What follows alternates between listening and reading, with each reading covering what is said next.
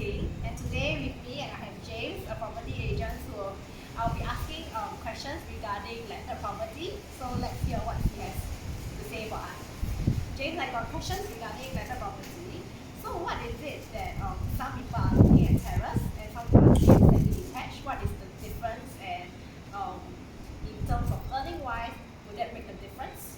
Of course, when it talks about terrace house or semi-detached, the main difference would be land size, right? So choosing between both of them ultimately depends on how much budget you have on hand.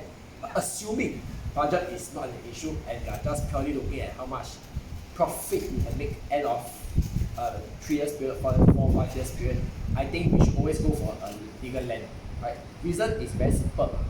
When it comes to talking about making money in landed properties, is always based on PSF gain times the land size, right? And terrace definitely has a smaller land size as compared to a semi-detached house.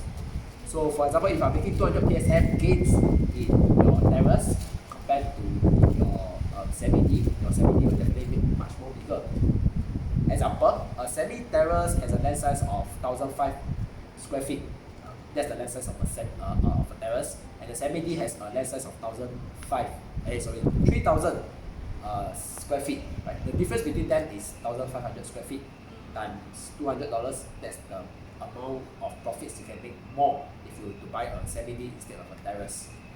$200 in terms of the PSF. Yes, so 200 times 3,000, and the other one is 200 times 1,500. Right? So you make almost 1 times different. Of course, the ultimate, the upfront will be much more. Your money is going to be higher. But when it comes about gain, you are only focusing on gains, and budget is not an issue. Then the bigger the land, the better it is. I see. Okay. 你可以 stop 那个